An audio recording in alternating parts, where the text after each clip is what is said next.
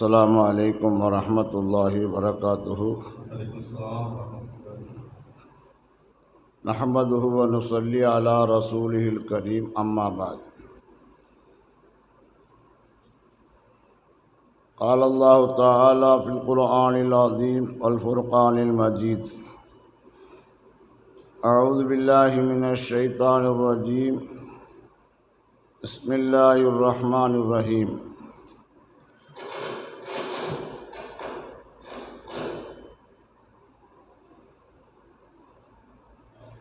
ألا إن أولياء الله لا خوف عليهم ولا هم يحزنون.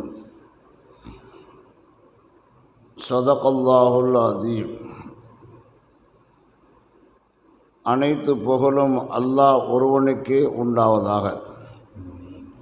சலாத்தும் சலாமும் இருலோகத்தின் தலைவர் சையதுல் அன்பியா ஹஜ்ரத் ரசூலுல்லாஹி ஸல்லல்லாஹு அலைஹி வஸல்லம் அவர்கள் மீதும், அவர்களின் தூய்மையான குடும்பத்தினர்கள், சத்திய சஹாபாக்கள், தாபிஈன்கள், தபா தாபிஈன்கள், முஹத்திஸீன்கள், முஃபஸ்ஸிரீன்கள், முஜ்தஹிதீன்கள், இமாம்கள், ஷேகுமார்கள், உலமாக்கள், முன்னோர்கள், நம்மவர்கள் பூரா உம்மத்திர்கள் மீதும் என்றென்றும் நிறைவாக உண்டாவதாக. ஆமீன். கண்ணியத்திற்குரிய அல்லாஹ்வின் நல்லடியார்களே, சகோதரர்களே, தாய்மார்களே, அல்லாஹுடைய மாபெரும் பேரருளால் பெரியாருடைய தொடர்புள்ள இந்த திக்ருடைய மஜ்லிஸிலே நம்மளை எல்லாத்தையும் ஆதரக்கூடிய வாய்ப்பை அல்லாஹ் நமக்கு ஏற்படுத்தி கொடுத்தான். அல்ஹம்துலில்லாஹ்.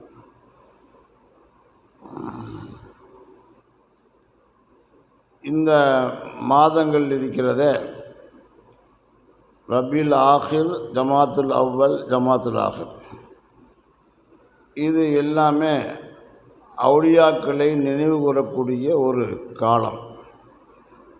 ரபியுல் ஆஹிரில் கௌசுல் ஆலத்தை பற்றி நினைவு கூறக்கூடிய மௌலூத் ஷரீஃப் ஓதப்படக்கூடிய ஒரு காலம்.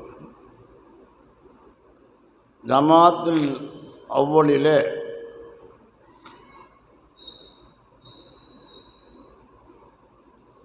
நமது ஷேഖுனா ஷேக் தாது வலியுல்லா அவர்களுடைய நினைவு காலம். ஜமாத்துல் ஆஹிர் என்பது நாகூர் வலியுல்லா கத்தஸல்லாஹு சிர்ரஹுல் அஸீஸ் அவருடைய நினைவுடைய காலம். இதற்கு இடையில் உண்டான நிறைய பெரியார்கள் இந்த மாதங்களிலே வஃபாத்தான செய்தி கேள்விப்பட்டிருக்கிறோம். நாம் அந்த பெரியார்களை நினைவு கூறுவதன் மூலமாக நமக்கு என்ன பிரயோஜனம் கிடைக்கிறது? அவங்கள் மூலமாக நமக்கு என்ன படிப்பினை கிடைக்கிறது? நம்மின் மூலமாக நம்முடைய பின்னுண்டான சமுதாயத்துக்கு நாம் என்ன பிரயோஜனத்தை விட்டு செல்ல போகிறோம் என்பதுதான் இப்போ நமக்கு தேவைப்படுது.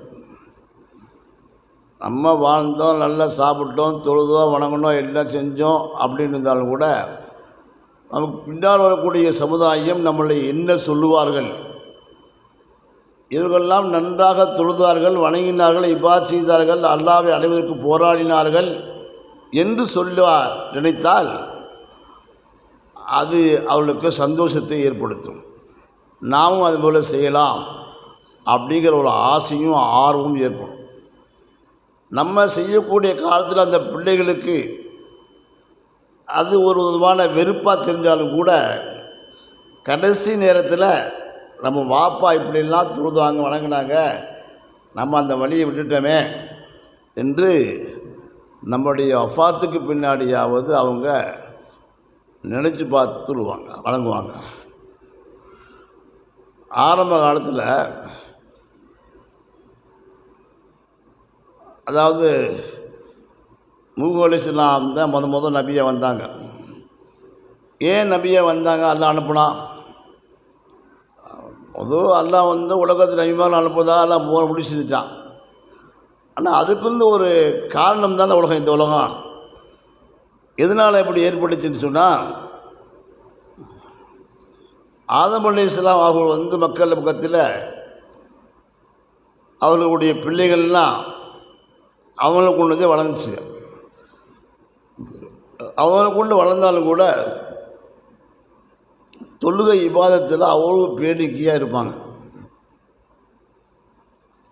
அவங்களுடைய காலத்துக்கு அடுத்த காலத்தில் வரும் பொழுது நம்முடைய வாப்பா பார்த்தாயிட்டாரு, நம்முடைய தாத்தா பார்த்தாயிட்டாரு, அவங்கெல்லாம்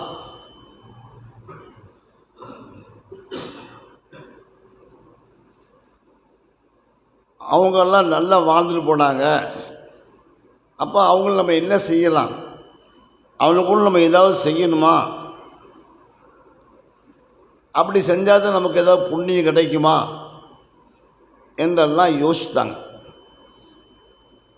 அப்போ இப்படி இந்த கவலையில் இருக்கும் பொழுது ஷைத்தான் வந்தான்.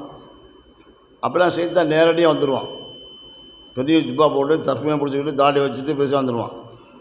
இன்றைக்கி எப்படி நிறைய பேர் நம்மளை ஏமாத்தாங்களா இல்லையா, அந்த போர்வையில் அந்த மாதிரி வரக்கூடியவங்களும் அந்த காலத்தில் தான் வந்தவங்கன்னு சொன்னால், உங்களுடைய முன்னோர்கள் நினைத்து பார்க்கணும்ப்பா, அவர்கள் நீ துவா செய்யணும், அவங்களோட நினைப்பில் நீ வாழணும், அவங்கள எப்பெல்லாம் அமர்ச்சாலும் அமல் செய்ப்பா அப்படின்னு சொன்னான். அவன் சொன்னது நோக்கம் வேறு. ஆனால் அது உண்மைதான்.